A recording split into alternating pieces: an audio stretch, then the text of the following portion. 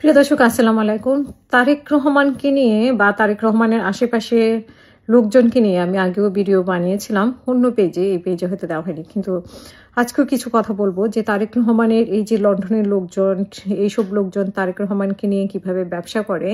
Even ইউরোপে বিশাল একটা ব্যবসা তৈরি করেছে, একটা সিন্ডিকেট তৈরি করেছে। এই যে আন্তর্জাতিক সম্পাদক যিনি থাকেন, তিনি আগে ছিলেন মাহিদুর রহমান, তিনি যেমন তারেক রহমানকে দেখিয়ে বা বিএনপি দেখিয়ে তাকে মানুষ টাকা পয়সা দিত, গিফট টিপ দিত, এখন ঠিক একইভাবেই আনোয়ার হোসেন খোকনকে ঘিরে এইসব আলাপ আলোচনা। সো প্রথমে আসি লন্ডনে আগেও বলেছিলাম তারেক রহমানকে বিক্রি করে কিভাবে এরা টাকা পয়সা আদায় করে। আমি জানি না তারেক রহমান এগুলোর ভাগ পায় কিনা, কিন্তু তারেক রহমানকে বিক্রি করে তারেক রহমানকে দিয়ে এই কাজ করে দিবে, সে কাজ করিয়ে দিবে।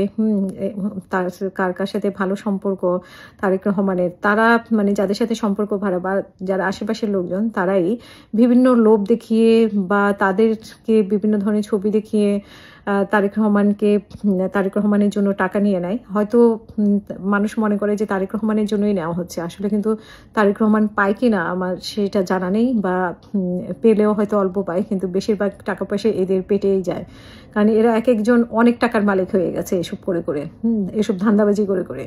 আরেক ধান্দা হচ্ছে যে তারেক রহমানের সাথে ফোনে কথা বলা দেওয়া, সেটা আরেকটা ধান্দা। আরেকটা ধান্দা হচ্ছে যে তারেক রহমানের সাথে সিটিং করে দেওয়া। তো এক একটার এক এক দাম।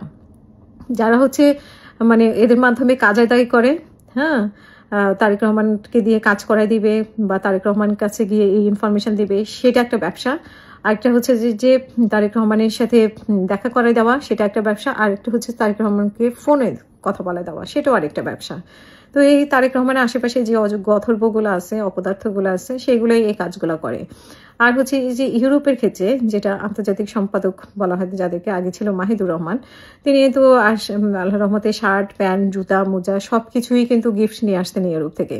ঠিক আছে, শুধু নিজের জন্যই না, ওনার বইয়ের জন্য ব্যাগ, শাড়ি মাড়ি এগুলো, আবার হচ্ছে যে ওনার মেয়ের জন্য আছে, মানে মেয়ের জন্য কি লাগবে না লাগবে বলে দেওয়া হতো আর কি।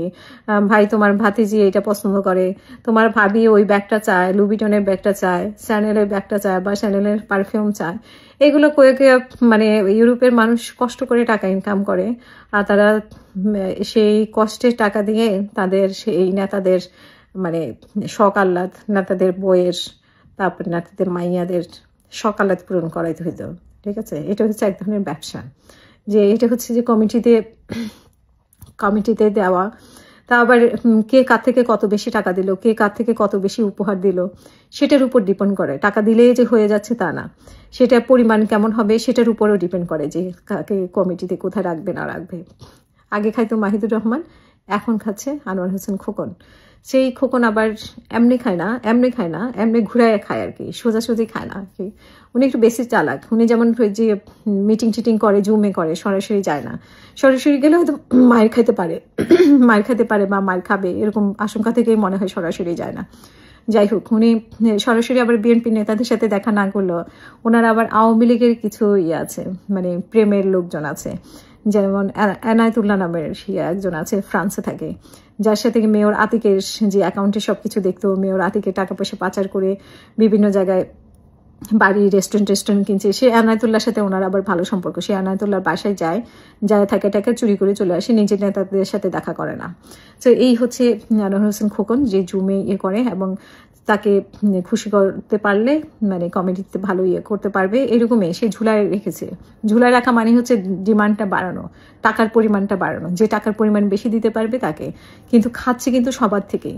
আসলে আমাদের আফসোসও লাগে যে ইউরোপের মানুষজন কষ্ট করে কিন্তু টাকা ইনকাম করে, সেই টাকায় এসব নেতাদেরকে দিয়ে দিতে হয় দলের জন্য। কিন্তু সেখানে কোথায়, মানে যারা দলের ত্যাগী নেতা, মানে বছরের পর বছর, যারা আনোয়ার হোসেন খোকন বিএনপি করার আগে থেকেও যারা বিএনপি করে, বিভিন্ন ত্যাগ স্বীকার করেছে, বিএনপির জন্য অনেক মানে ত্যাগ স্বীকার করেছে, তাদের কোনো মূল্য নাই।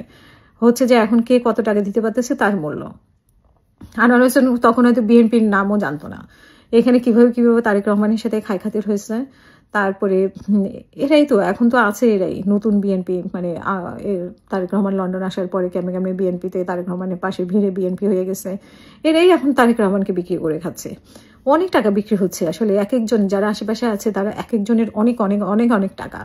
এরা এখন কি বলবো, তারেক রহমানকে বিক্রি করতে করতে মানে এরা শত কোটি টাকার মালিক হয়ে গেছে। এবং তারেক রহমান এই টাকার ভাগ পায় কিনা জানি না, কারণ অনেকে বলে যে তারেক রহমান তো কাজকর্ম করে না, তাহলে কোথা থেকে টাকা পায় আমি জানি না ঠিক। আসলে তারেক রহমান কোথায় টাকা পায় সেটা নিয়ে আমি বলতে চাই না, কারণ উনি একজন নেতা।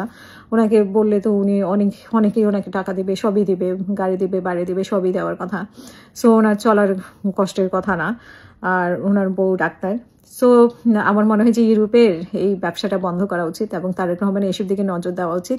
ওনাকে দিয়ে ইউরোপে বা ইউকেতে বা বাংলাদেশে যে ব্যবসাগুলো হচ্ছে, ওনার ইউকে সিন্ডিকেট যে ব্যবসাগুলো করছে, ওনার এটা ব্যবসার দিকে নজর দেওয়া উচিত এবং এটা বন্ধ করা উচিত, নয় কিন্তু বিএনপির আরও বেশি ক্ষতি হয়ে যাবে এদের দ্বারা।